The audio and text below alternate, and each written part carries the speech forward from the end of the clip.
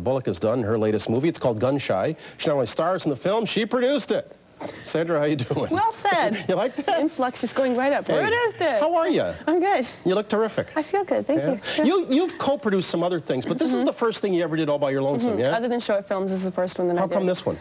Timing. I was working with the writer on him adapting something else that I had, and he said, "Is this something that I'd like to direct?" And all the short films that we'd done were first-time writer-directors, and you know, you can only practice so much. You might as well try it. And you didn't think you were taking a big chance for the first time? Oh, you always do. Always, always, always. Every time you, I love doing it, but I think every time you do it, it can either be a great experience or an absolute nightmare. And I think I like that gamble. Yeah. How tough to get the film made, though? Hard. I mean, in order to get this one made, I had to. I don't have a large part. I have a smaller part, but I had to take on a part in order to get financing, and then you have to proceed to beg other actors to do it. But the script was so strong that, you know, we got the likes of Liam Neeson and Oliver Platt and Mary McCormick, and great cast that were just willing to, like, waive the fee. You know, I'm sure their agents don't want to hear that. Don't say waive the fee.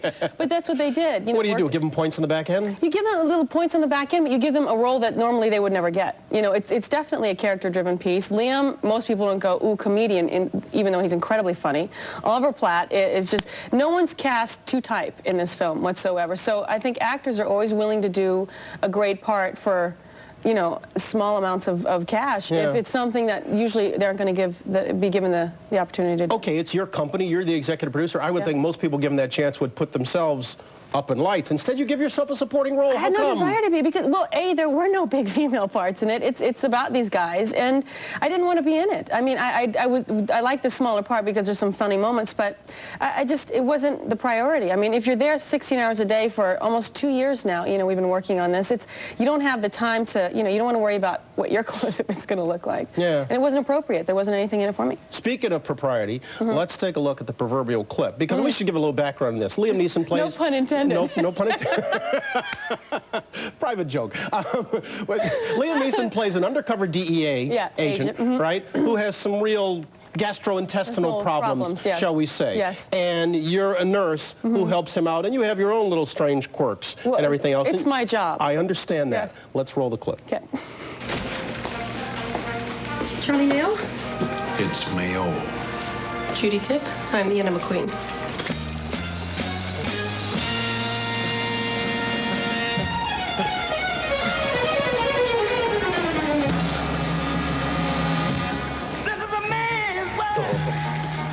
Where are you from?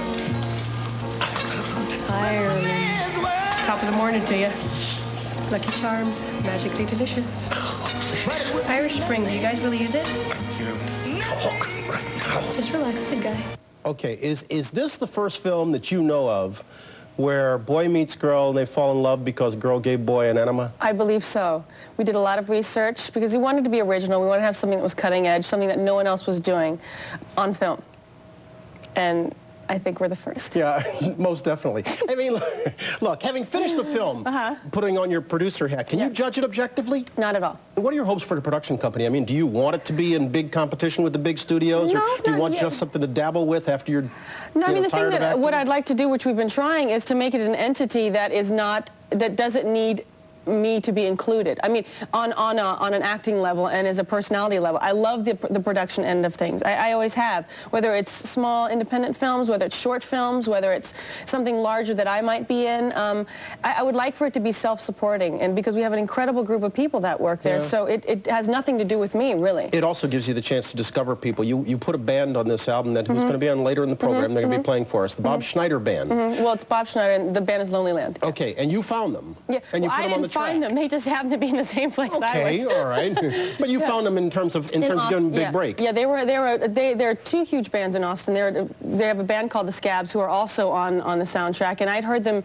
a couple of years ago and fell in love with their music, and we needed a very specific sound for this, and we were developing the soundtrack, and when things didn't work and they were too poppy sounding or they were too, it just failed, and they had that irony and that sort of darkness that we needed, and they came through like gangbusters. Terrific. They were so you're looking to be a music producer as well as a movie producer? No, that's another industry I learned something about.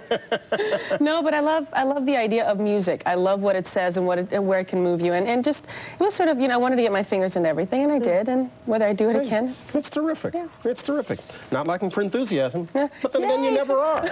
Next time you come back, we'll talk about Speed 3. You're so funny.